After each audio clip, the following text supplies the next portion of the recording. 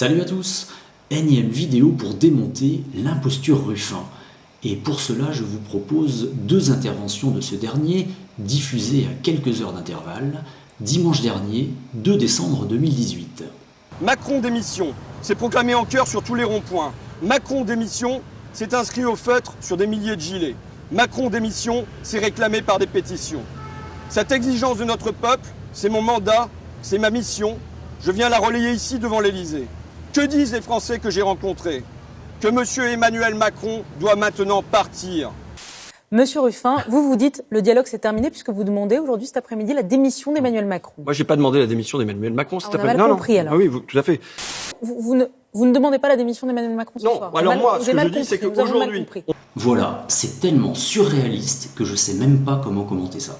Donc le nouveau Tartuffe de la France insoumise, qui se présente comme le défenseur courageux et intrépide du peuple, qui veut la démission de Macron, lui, oh non, moi je veux bien qu'il reste à Macron, le peuple, ah bah oui le peuple il veut la démission, mais moi non.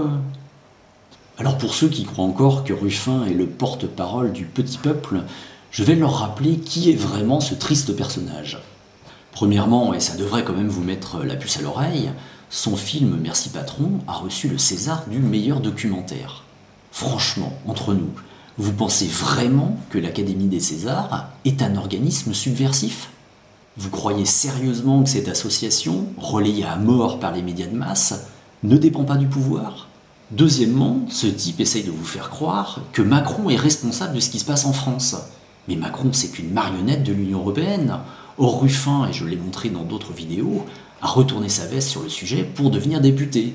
Avant, il disait que rien n'était réformable au sein de l'Union européenne, et aujourd'hui, il dit exactement ce que dit Mélenchon, Le Pen, Dupont-Aignan, il faut faire une autre Europe. Troisièmement, c'est un type qui essaye, par ses fautes de langage voulues, de faire croire qu'il vient de la France d'en bas. Mais ce type, c'est un fils de cadre et titulaire d'une maîtrise de lettres.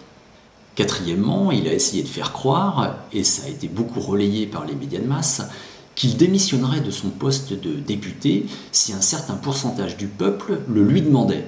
Sauf que les signatures, à qui vous croyez qu'il faut les envoyer? À un huissier? Non, à Picardie debout.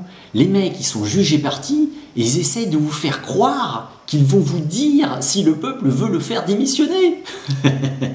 Cinquièmement, il paraît qu'il redistribue la majeure partie de son salaire de député à des associations caritatives. Sauf que là encore, il ne publie pas ses comptes. MDR. Sixièmement, rappelez-vous, il avait appelé à ne plus jamais voter PS. Et quelques temps plus tard, pour se faire élire député, il a fait alliance avec celui-ci. Septièmement, Ruffin a répété à plusieurs reprises qu'il était question de sortir de l'Union européenne dans le plan B du programme présidentiel de la France insoumise. C'est totalement faux, je vous invite à lire ce programme. Voilà, cette liste non exhaustive nous montre une chose, c'est que Ruffin finalement est un Mélenchon bis, c'est-à-dire un imposteur utilisé par le pouvoir européiste pour mener les voix contestataires vers des voies de garage. Sur ce, je vous souhaite une bonne journée.